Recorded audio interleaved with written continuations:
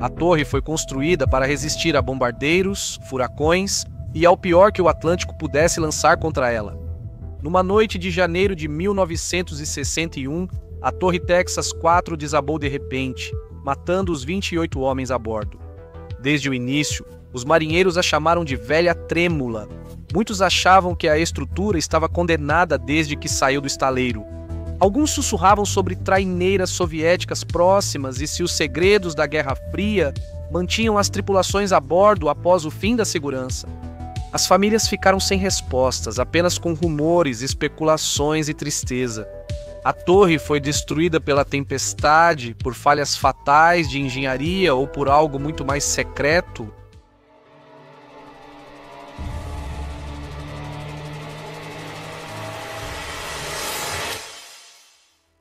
No dia 1º de agosto de 1952, pesquisadores do Laboratório Lincoln do Massachusetts Institute of Technology emitiram um relatório sobre como detectar bombardeiros soviéticos de longo alcance, antes que eles chegassem ao espaço aéreo americano.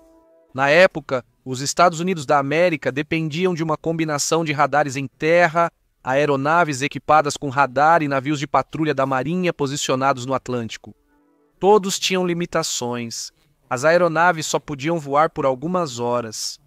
Os navios podiam cobrir longas distâncias, mas eram vulneráveis ao clima e a falhas mecânicas. O Laboratório Lincoln sugeriu uma alternativa ousada: radares fixos no mar, em bancos de areia rasos, a 130 a 160 quilômetros da costa dos Estados Unidos da América. As torres do Texas pareciam plataformas de petróleo no Golfo do México, já comuns no início dos anos 1950. Essas plataformas de radar eram fixas no fundo do mar e operavam por anos, oferecendo cobertura estável e de longo alcance. Isso não era apenas um experimento técnico, estava diretamente ligado à estratégia nuclear. No início dos anos 1950, bombardeiros soviéticos como o Tupolev Tu-95 Bear já cruzavam o Ártico para atacar cidades americanas. Detectá-los a tempo de lançar e interceptar era fundamental, e cada minuto contava. Depois de Pearl Harbor, em 1941, a detecção de longo alcance virou prioridade. O Comando de Defesa Aérea estava construindo a linha de alerta antecipado distante através do Alasca, Canadá e Groenlândia para detectar ameaças árticas, mas as rotas do Atlântico estavam expostas. Bombardeiros de alta altitude eram rastreados, mas aeronaves abaixo de 500 pés só apareciam no radar perto dos alvos. As torres Texas foram criadas para fechar essa lacuna. Os radares das torres foram construídos para se conectar diretamente à rede Semi-Automatic Ground Environment, um sistema avançado de grandes computadores que agregava dados de vários locais, automatizar e acelerar o rastreamento e a interceptação da defesa aérea, substituindo as comunicações por voz com controladores em terra. O plano da Guerra Fria previa 5 torres de radar no Atlântico Norte para ampliar a cobertura dos Estados Unidos da América em centenas de quilômetros, ganhando até 30 minutos aviso sobre bombardeiros soviéticos. A Marinha supervisionaria o projeto e construção e a Força Aérea os operaria. Um consórcio de consultores e engenheiros foi criado com o Instituto Oceanográfico Woods Hole, responsável por fornecer dados essenciais de vento e ondas para as condições adversas do local. Em 1º de outubro de 1954, o estudo de engenharia confirmou que as torres eram tecnicamente viáveis, e assim o programa das torres do Texas passou da concepção para a construção. 2 empresas de arquitetura e engenharia foram designadas para projetar as torres. Ambas tinham experiência em engenharia marítima, mas não na escala deste projeto. O briefing de design era simples na teoria, mas complexo na prática. Construir uma estação de radar fixa no Atlântico, forte o suficiente para resistir a ventos de força de furacão e mares agitados, mas leve o bastante para ser construída em seções e rebocada até o local. Tempestades de inverno no Atlântico podem gerar ondas de 10 metros, furacões no verão e no outono podem gerar ventos de até cerca de 190 km por hora, e ondas acima de 15 metros não são incomuns em águas profundas. Uma plataforma triangular de aço foi projetada com lados de 55 metros para ficar sobre 3 caixões ocos de aço, com quase 4 metros de diâmetro, preenchidos com revestimento de concreto e reforçados com aço. Cada perna abrigava tanques de combustível, reservatórios de água e tubos de serviço. Uma das pernas tinha a entrada de água do mar e dessalinizadora para gerar água potável. Cada torre pesaria mais de 6.000 toneladas e se elevaria a quase 105 metros do fundo do mar até os domos de radar, aproximadamente a altura de um prédio de 30 andares. O convés da plataforma ficaria a 20 metros acima da linha d'água, alto o suficiente para superar a maioria das ondas, mas ainda exposto às maiores marés. 3 pernas dariam estabilidade, distribuiriam a carga de forma uniforme e minimizariam a construção em comparação com uma plataforma de 4 pernas. Porém, o layout triangular também fazia com que, se um lado enfraquecesse, as tensões se transferissem e amplificassem rapidamente por toda a estrutura. A construção foi planejada em 2 etapas. Os decks da plataforma triangular seriam construídos em doca seca, com torres de radar, alojamentos e equipamentos já instalados. As pernas seriam fabricadas como tubos longos e ocos, com reforço interno. As pernas das torres 2 e 3 foram integradas à plataforma na doca seca, para que todo o conjunto pudesse ser rebocado até o mar. Depois, as pernas poderiam ser baixadas e cravadas no leito marinho para fixar a estrutura.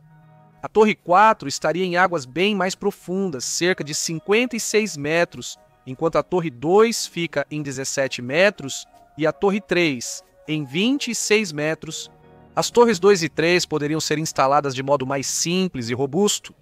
A Marinha decidiu que a torre 4 precisaria ser montada no mar. O programa das Torres Texas começou a ser construído em meados dos anos 1950. Cada uma das 3 torres seguiu um caminho ligeiramente diferente até a conclusão, e os problemas da Torre 4 se destacaram desde o início. A construção da Torre Texas 2 começou no estaleiro Bethlehem Steel, em Quincy, Massachusetts, no dique seco, com suas 3 pernas fixadas à plataforma triangular.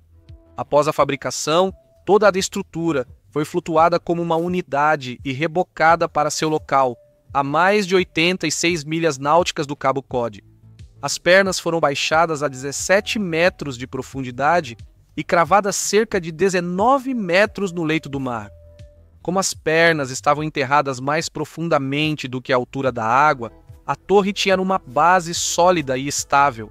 A Torre 2 entrou em operação em 1955, com um custo de 123 milhões de dólares. Ela foi a prova de conceito, uma plataforma de radar offshore funcional, fixada permanentemente no leito do mar, com alojamentos e equipamentos de radar. A Torre 3 estava a cerca de 57 milhas náuticas sudeste de Nantucket, em 26 metros de profundidade. Suas pernas tinham 61 metros, mas o método de construção era igual.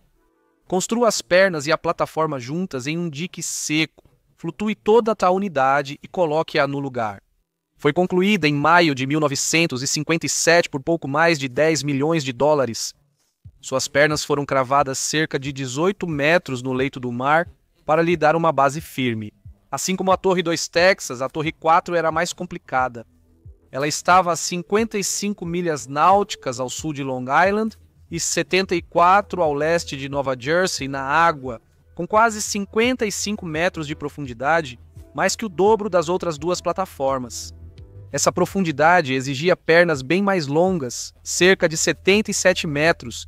Para suportar o estresse extra, engenheiros instalaram 3 travessas de aço ao longo do comprimento submerso das pernas. A instalação foi totalmente diferente.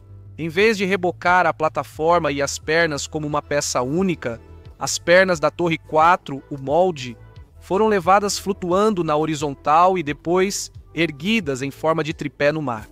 A plataforma foi flutuada entre elas, os portões fechados para prender as pernas e toda a estrutura içada à posição.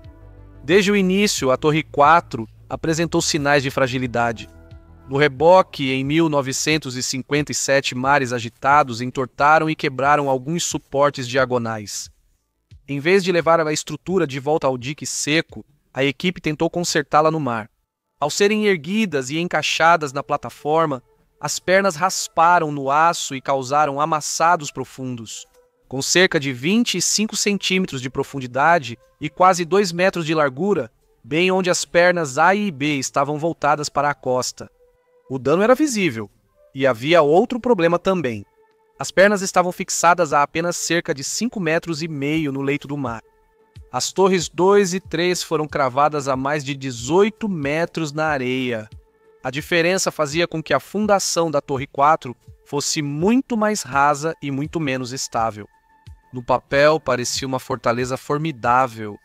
Na realidade, ela carregava fraquezas ocultas desde o momento em que foi construída. No fim de 1957, as torres do Texas deixaram de ser só protótipos. As equipes estavam a bordo, com sistemas operando e dados do radar sendo enviados ao continente. A ideia de plataformas de radar offshore havia se tornado realidade, mas na prática, elas se mostraram menos estáveis e confiáveis do que prometiam os planos. Cada torre era uma base marítima pequena e isolada. Ela tinha espaço para 75 marinheiros e 8 oficiais, com cozinha, refeitório, enfermaria e áreas para relaxar. O convés inferior tinha tanques, bombas e equipamentos de manutenção. Os superiores, estação de radar e comunicações. As equipes faziam longos turnos, ficando semanas seguidas. Suprimentos e equipe de apoio vinham de navio ou helicóptero. No começo, o navio convertido da guarda costeira, New Bedford, transportava pessoas içando-as com guindaste e cesta em formato de rosquinha. Isso era tranquilo em mares calmos e parecia brinquedo de parque quando o mar agitava. Depois, helicópteros como o H-20 e um Workhorse e o Sikorsky S-60 e um assumiram, transportando até 28 homens de cada vez.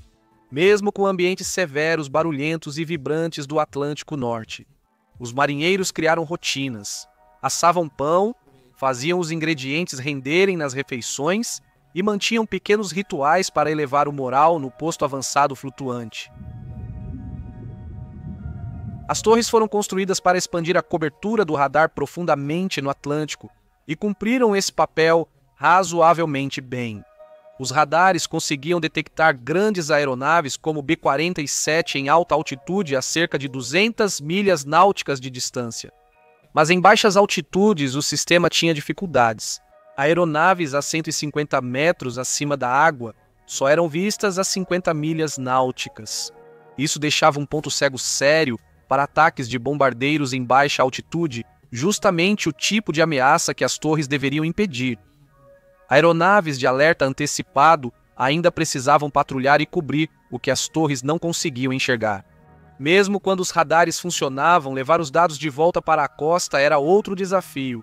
As torres foram projetadas para enviar dados ao sistema Semi-Automatic Ground Environment, mas a atualização atrasou em relação ao cronograma. Enquanto isso, os operadores tinham que repassar grande parte dessas informações do jeito antigo, por voz, via rádio. O clima de verão só piorava a situação. Mudanças repentinas de temperatura entortavam os sinais de radar, enchendo as telas com ecos falsos e aeronaves fantasmas. O convés triangular estava lotado. 3 cúpulas de radar, várias antenas parabólicas de comunicação e antenas pesadas disputavam espaço abaixo delas. Os operadores trabalhavam em salas de radar apertadas, quentes, barulhentas e vibrando constantemente por causa dos geradores a diesel, antenas giratórias e o movimento do mar. Com tanto equipamento amontoado tão perto um do outro, a interferência eletromagnética era inevitável, e o resultado era um sistema que frequentemente se tornava pouco confiável justamente quando era mais necessário. Um grande problema era o movimento previsto pelos engenheiros, mas nunca totalmente eliminado. As torres eram fixas, mas algumas tempestades as faziam balançar e vibrar. A Torre 4 era chamada de velha trêmula pela força aérea devido à constante trepidação. Além do desconforto para a equipe, os radares exigiam uma plataforma estável para operar. Na Torre 4, o problema era pior. A água funda fazia suas pernas longas dobrarem mais. A fundação rasa resultava em menor aderência ao leito do mar. Danos na construção criaram pontos fracos que aumentaram a vibração. No fim de 1958, pouco mais de um ano após ser concluída, a Torre 4 já mostrava mais estresse estrutural que o previsto. Em 1958, as torres do Texas já funcionavam, mas o maior teste ainda viria. O Atlântico Norte é implacável, e em menos de um ano, tempestades atingiriam a Torre 4 e revelariam o quão frágil seu projeto e construção realmente eram. Em 24 de agosto de 1958, a Administração Nacional Oceânica e Atmosférica detectou uma tempestade tropical a 260 milhas náuticas a leste e nordeste de Miami. Em poucos dias, ela se fortaleceu e virou o furacão Daisy, com ventos de até 120 nós, o que equivale a cerca de 225 km por hora. Daisy passou quase diretamente sobre a Torre 4. A tempestade trouxe ondas acima de 15 metros e ventos mais fortes do que a torre suportava. Depois que DAISI passou, mergulhadores inspecionaram a torre. Ondas de 15 metros podem balançar um cargueiro de aço como brinquedo. Uma torre não acompanha as ondas, ela recebe toda a força de frente. Cada onda transfere tensão às pernas da torre repetidamente. Esse é o padrão que sigo encontrando em histórias da linha d'água. O oceano leva cada estrutura, cada projeto e cada pessoa ao limite. Os mergulhadores encontraram escoras soltas no nível de 20 metros no lado AB, o mesmo lado danificado na construção, pois as escoras estavam instáveis. A Marinha chamou o empreiteiro original para concluir os reparos antes do término da obra. A Torre 4 enfrentou mais 5 tempestades no inverno de 1958 a 59, com ventos de até 90 milhas por hora e ondas de 10 metros. Os reparos só foram concluídos em maio de 1959. Em seguida, os mergulhadores disseram que o movimento da torre diminuiu e, por hora, estava estável. Essa estabilidade não durou. Em janeiro de 1960, equipes da Torre 4 relataram ruídos estranhos e movimento anormal, além da trepidação habitual. Solicitaram nova inspeção subaquática. Em fevereiro, os mergulhadores confirmaram mais reforços soltos no plano AB, tanto a 8 metros quanto a 23 metros, mostrando que as mesmas fragilidades haviam retornado. Apesar dos reparos, a Força Aérea chamou uma das empresas de design originais para avaliar a estrutura. O veredito foi claro: sem reforço imediato, a Torre 4 talvez não dure até o fim do ano. O engenheiro-chefe avisou: é uma emergência. Se não fizermos algo em relação a esta torre, podemos perdê-la, a menos que algo seja feito até 1º de agosto. Engenheiros sugeriram travessas de aço em X acima da linha d'água para reforçar as pernas. Era um grande trabalho, avaliado em mais de $50 mil, quase 5% do orçamento original da construção. O trabalho terminou em agosto de 1960 e os engenheiros confirmaram que a Torre 4 recuperou sua resistência original. Disseram que ela suportaria ventos de até 125 milhas por hora e ondas de 11 metros. No mês seguinte, outra tempestade testaria essas afirmações. No início de setembro de 1960, o furacão Donna cruzou o Atlântico e atingiu a categoria 4 com ventos de 140 milhas por hora nas Florida Keys, enfraquecendo à medida que seguia para o norte, mas ainda carregando uma força enorme. O comando da Força Aérea lembrou da DAIS e evacuou todos da Torre 4 antes da chegada de Donna, o que acabou sendo a decisão certa. No dia 12 de setembro de 1960, o furacão Donna atingiu a torre com ventos de até 130 mph e ondas de mais de 15 metros de altura. A tempestade destruiu a ponte de comando junto com a plataforma de manutenção abaixo do convés que os mergulhadores usavam para acesso, e danificou gravemente partes dos novos reforços acima da água. Quando os mergulhadores voltaram em novembro, encontraram novamente sérios danos nos reforços subaquáticos, especialmente no plano AB dos níveis superiores. Os reparos de 1959 não resistiram, e os reforços de 1960 já estavam comprometidos. A torre havia entrado em um ciclo de danos, reparos e novos danos que se acelerava a cada temporada de tempestades. No fim de 1960, a preocupação principal passou do radar e comunicações para a segurança das equipes na torre. Diferente das torres 2 e 3 em águas rasas, a Torre 4 teve problemas desde sua construção. Sua fundação rasa, os suportes danificados e os constantes impactos de tempestades em águas profundas a mantinham em perigo constante. A Força Aérea e a Marinha podiam consertar a estrutura, mas não alterar os ambientes hostis onde ela estava. No fim de 1960, os homens da Torre 4 sabiam que ela já não era a instalação estável que deveria ser. Após o furacão Donna, a plataforma ficou torta, marcada com suportes retorcidos, rasgos e a ponte de comando arrancada. A Força Aérea diminuiu os tripulantes de mais de 80 para 28, sendo metade militares para operar o radar e metade civis contratados para manter a estrutura. A missão havia mudado de alerta precoce para pura sobrevivência. A vida a bordo ficava mais difícil a cada semana. Tempestades sacudiam a torre tão forte que os soldadores mal seguravam suas tochas. Os homens eram instáveis sem aviso. Os mares de inverno congelavam os convéses, tornando até tarefas rotineiras perigosas. O capitão Gordon Pallan via o risco claramente. Ele pediu evacuação várias vezes, alertando que a torre estava instável demais para suportar o inverno. Cada pedido foi negado. Os comandantes em terra temiam que a saída do local permitisse que traineiras soviéticas, suspeitas de espionagem, ocupassem o espaço. Para aqueles que ainda estavam a bordo, isso significava uma coisa. Eles teriam que enfrentar o inverno do Atlântico Norte no velho trêmulo. Aqui está o momento que reconheço de tantos outros desastres. Os homens lá dentro podem ver o que está por vir, mas não controlam a decisão. Quando os avisos são ignorados, a contagem regressiva continua até que, infelizmente, eles cheguem ao ponto sem retorno. No domingo 15 de janeiro de 1961, o tempo fechou. Pela manhã, ventos passaram de 60 nós e ondas atingiram 9 metros. A torre começou a se torcer e balançar de maneiras novas e alarmantes. Às 16 horas, o capitão Pelin avisou a costa sobre uma possível falha em outro suporte. Ele alertou que, se o vento mudasse, toda a estrutura poderia desabar. Pouco depois, um empreiteiro notou uma rachadura de meio metro na base de uma das pernas. Eles esperavam aguentar até que os helicópteros pudessem chegar na manhã seguinte, mas a tempestade só piorou.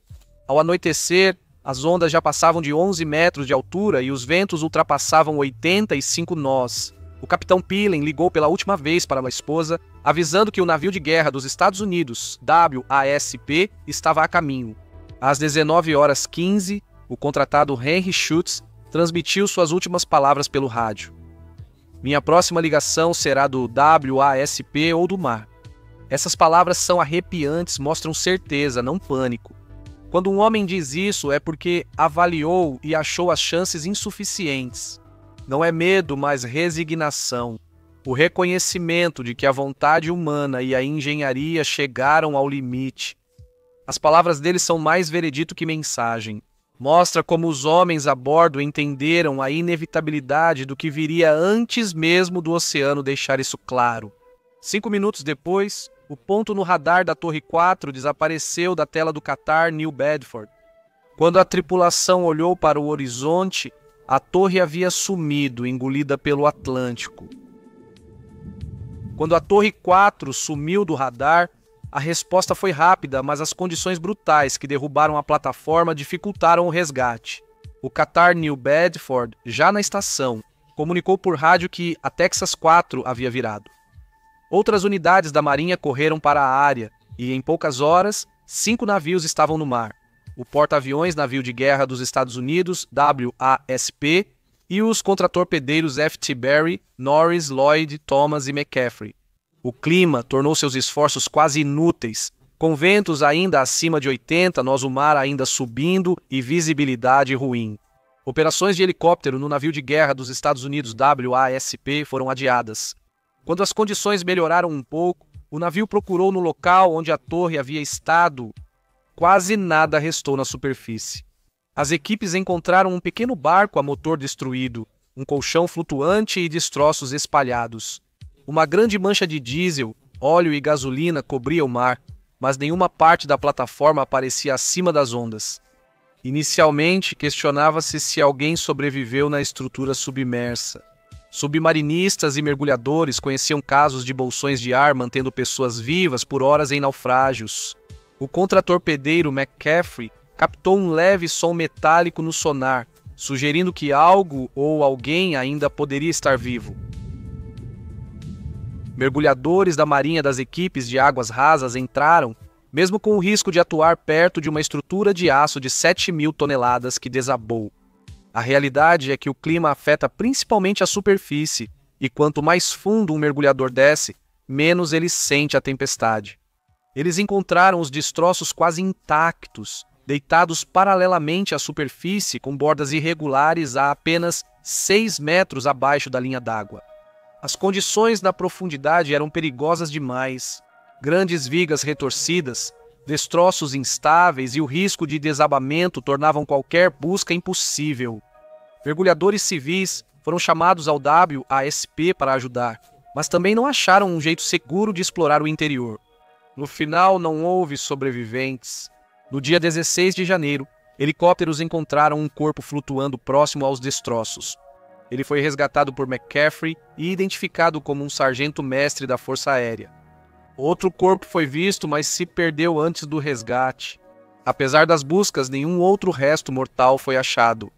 Os homens da Torre do Texas 4 quase certamente foram lançados ao mar sem aviso quando a estrutura cedeu.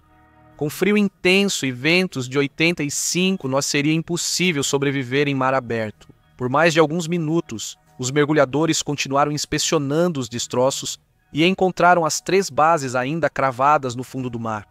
Eles viram que as pernas A e C estavam fraturadas logo acima da base.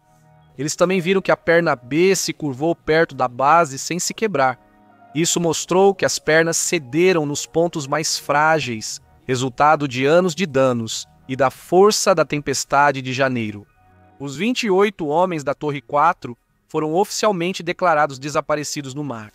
Em semanas, investigadores passaram a questionar se a Torre do Texas 4 foi bem projetada, construída e mantida.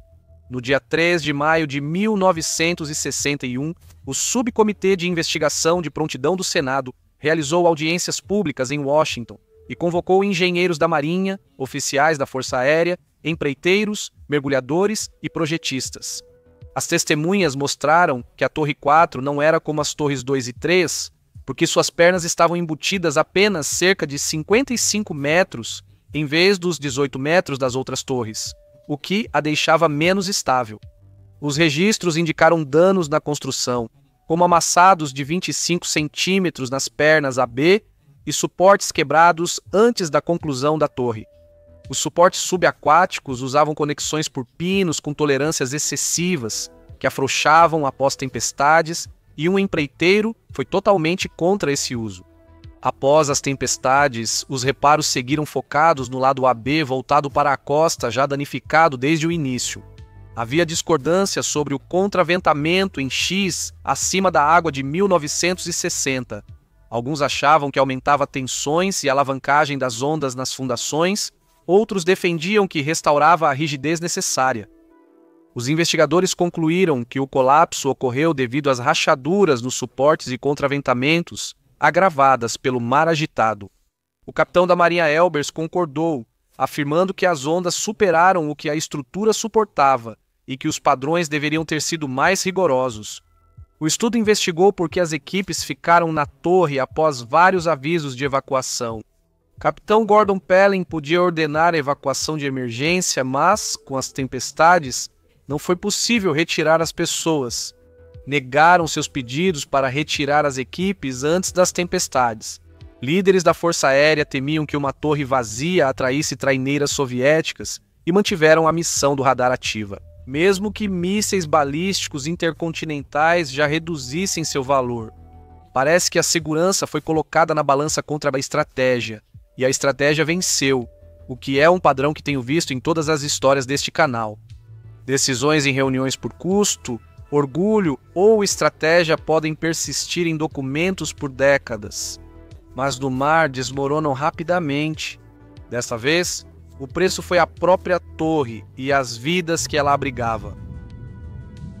2 meses após o desabamento, os promotores acusaram o coronel Banks, o comandante interino do setor de defesa aérea, o Major Shepard, comandante do 4.604º Esquadrão de Apoio Aéreo, e o Major Stark, oficial executivo. Por negligência culposa, homicídio culposo e violação do dever segundo o artigo 92, promotores afirmaram que oficiais ignoraram avisos e não evacuaram a tripulação, enquanto a defesa argumentou que nenhum laudo de engenharia declarou a torre insegura e que evacuações durante a tempestade não eram práticas. Após vários meses, todos os 3 oficiais foram absolvidos. Após o colapso, a atenção se voltou às torres 2 e 3 ainda ocupadas. A Marinha apressou as inspeções usando as empresas de projeto originais, apesar dos debates, e as vistorias não encontraram falhas estruturais imediatas.